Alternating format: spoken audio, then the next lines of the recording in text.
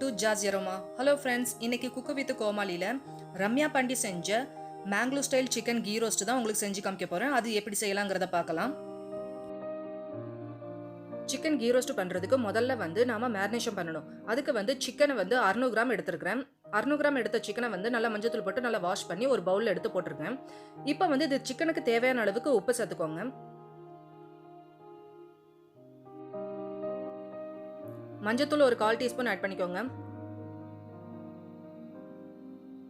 இப்போ ஒரு எலுமிச்சப்பழத்தை பாதியா கட் பண்ணிட்டு பாதி அளவுக்கு மட்டும் புளிஞ்சா போதும். அந்த அளவுக்கு புளிப்பு போதும்.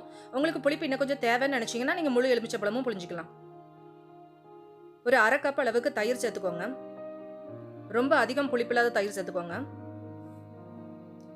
இப்போ எல்லாத்தையும் சேர்த்து நல்லா மிக்ஸ் பண்ணிக்கோங்க.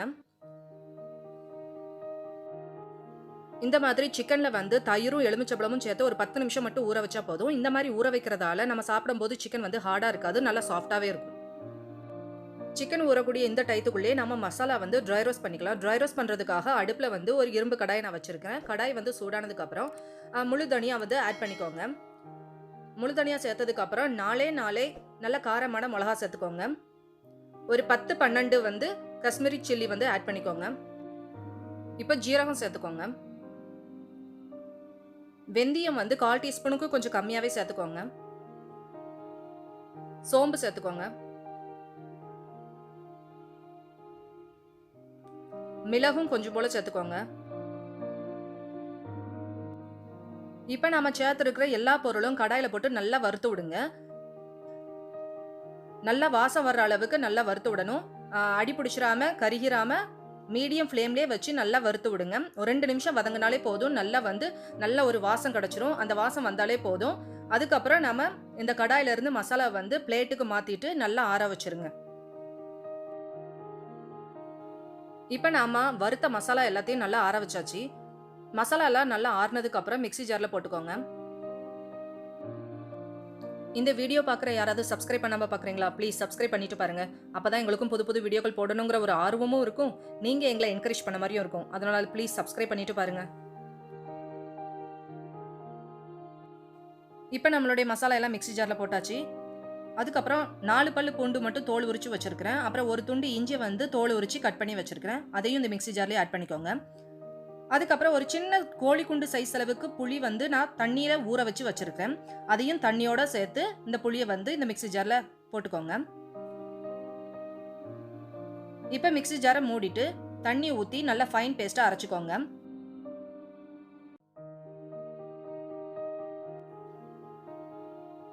இதோ பாருங்க, இந்த அளவுக்கு நல்லா ஃபைன் பேஸ்டா அரைச்சுக்கணும்.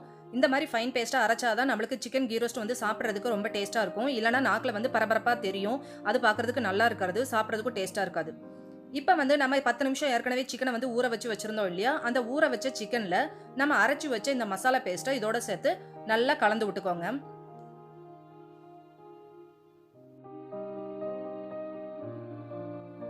நம்ம ஏற்கனவே 10 நிமிஷம் சிக்கன் தயிரோட நல்லா ஊற வச்சிருக்கோம் இல்லையா? அதோட நம்ம அரைச்ச மசாலா பேஸ்ட்டையும் சேர்த்துட்டு நல்லா கலந்து விடுங்க. சிக்கன்ல இந்த மசாலா பேஸ்ட் நல்லா ஒன்று சேர மாதிரி நல்லா கலந்து விட்டுட்டு ஒரு 15 ஒரு 30 நிமிஷம் நல்லா ஊற வைங்க. அதுக்கு மேலே ஊற வைக்கணும்னு அவசியம் இல்லை. உங்களுக்கு டைம் இருந்ததுன்னா நீங்கள் 1 hour கூட ஊற வைக்கலாம். எவ்வளோக்கு எவ்வளோ ஊறுதோ அந்த அளவுக்கு சிக்கன் நல்லா சாஃப்டாகவே இருக்கும்.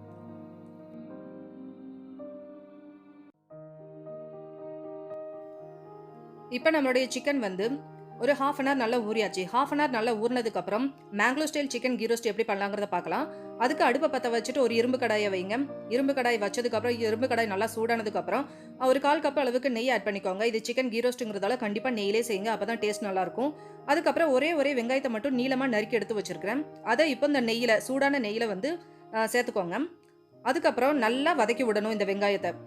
இந்த வெங்காயம் வேகிறதுக்கும் வெங்காயத்துக்கு ஒரு ருசி கொடுக்கறதுக்காகவும் ஒரு 1/4 டீஸ்பூனுக்கு கம்மியா உப்பு சேர்த்துக்கோங்க. உப்பு சேர்த்துட்டு நல்லா வதக்கி விடுங்க.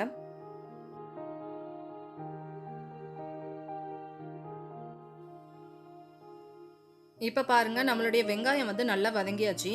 இந்த அளவுக்கு நல்லா வதங்கி இருக்கணும் நம்மளுடைய வெங்காயம்.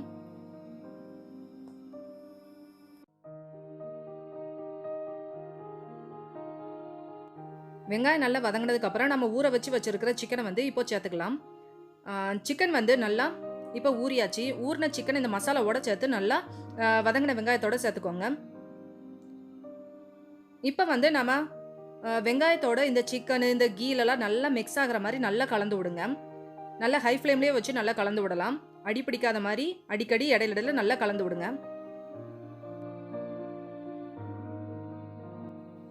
இப்போ நம்மளுடைய சிக்கன் வந்து நல்லா ஹை ஃப்ளேம்ல வச்சுக்கோங்க. ஹை ஃப்ளேம்ல வச்சுட்டு நல்லா கலந்து விடுங்க. அப்பதான் நம்ம சிக்கன் கீ ரோஸ்ட் வந்து நல்லா ஈஸியா சீக்கிரத்துல வெந்து நல்லா வத்தி கொடுக்கும் மசாலாலாம். அந்த அளவுக்கு நல்லா வந்து கிளறி விடுங்க. அடி பிடிக்காத மாதிரி கிளறி விடுங்க. இரும்பு கடாய்ங்கிறதாலையும் நல்லா அடி பிடிக்காத மாதிரியும் நல்லா கலந்து விட்டுக்கோங்க. உங்களுக்கு இரும்பு கடாய் யூஸ் பண்ண பிடிக்கலன்னா நீங்க வந்து நான்ஸ்டிக்கே யூஸ் பண்ணலாம். ஆனா இரும்பு கடாயில யூஸ் பண்ணி சமையல் பண்ணீங்கன்னா அதனுடைய டேஸ்ட் வந்து ரொம்ப நல்லா இருக்கும். இந்த மாதிரி கீ ரோஸ்ட்டுக்குலாம் நல்லா சுருட்டி எடுக்கிறதுக்கு ரொம்ப நல்லா இருக்கும். இந்த மேங்களூர் ஸ்டைல் கீ ரோஸ்ட் வந்து ரெஸ்டாரண்ட்லலாம் வந்து ஸ்டார்டராக வந்து சர்வ் பண்ணுறாங்க. பொதுவாக இது வந்து கர்நாடகாவில், அதுக்கப்புறம் ஆந்திரா ரெஸ்டாரண்ட்லாம் போனீங்கன்னா சிக்கன் கீ ரோஸ்ட் வந்து ரொம்ப ஃபேமஸ்ஸு. எல்லாருமே இது ஸ்டார்டராகவே வந்து வாங்கி சாப்பிடுவாங்க. சிக்கன் கீ ரோஸ்ட்டுன்னு சொன்னாலே வாங்கி சாப்பிடுவாங்க. ஆனால் ஹோட்டலில் இது செய்யக்கூடிய மெத்தட் வந்து கொஞ்சம் சேஞ்ச் இருக்குது. அதுவும் கூட நான் எப்படிங்கிறத உங்களுக்கு சொல்லிடுறேன்.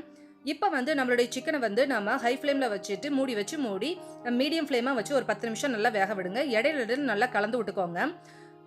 அப்படி கலந்து விடலைன்னா அடியில் வந்து ஈஸியாக அடி பிடிச்சிரும் இரும்பு கடாய்ங்கிறதாலையும். அதனால நல்லா கலந்து விட்டுட்டு இந்த அளவுக்கு நல்லா வத்த வைங்க. இப்போ வந்து இந்த சிக்கன் கிரேவிக்கு தகுந்த அளவுக்கு வெல்லம் வந்து ஆட் பண்ணிக்கோங்க. ஒரு 1லேருந்து 2 டீஸ்பூன் ஆட் பண்ணிக்கோங்க. ஜாஸ்தி ஆட் பண்ணாதீங்க. இந்த அளவே சரியா இருக்கும். இந்த அளவுக்கு ஆட் பண்ணால் போதும். நம்ம சேர்த்துருக்கிற இந்த புளியால் இந்த வெல்லம் சேர்த்தாதான் டேஸ்ட் நல்லா இருக்கும். அதனால கண்டிப்பாக சேர்த்துக்கோங்க. இப்போ நாம வெல்லத்தை சேர்த்துட்டு நல்லா கலந்து விட்டுருங்க. நல்லா கலந்து விட்டு இந்த மாதிரி கிளறி விடுங்க. அதில் உள்ள தண்ணி எல்லாம் மாய்ச்சர்லாம் வற்றி இந்த சிக்கனோட இந்த மசாலாலாம் நல்லா கோட் ஆகிற அளவுக்கு நல்லா கிளறி விடுங்க. இப்போ ஹோட்டலில் செய்கிற மெத்தடு என்னன்னு நான் சொல்லிடுறேன். ஹோட்டலில் வந்து எப்படி செய்வாங்கன்னா, நாம வந்து ஃபர்ஸ்ட் வந்து சிக்கனில் தயிர் எல்லாம் சேர்த்து மேரினேஷன் பண்ணோம் இல்லையா, அதே ஸ்டைல் தான். ஆனால் அதுக்கு வந்து அவங்க ஃபர்ஸ்ட் சிக்கனை வந்து கீல வந்து நல்லா சாட்டே பண்ணி எடுத்து வச்சுக்கிடுவாங்க. எடுத்து வச்சதுக்கு அப்புறம் இந்த தனியாக அந்த மசாலா இருக்குல்ல, நம்ம அந்த அரைச்ச மசாலா, அந்த மசாலா வந்து நெய்யில் போட்டு நல்லா முதல்ல வதக்கிடுவாங்க.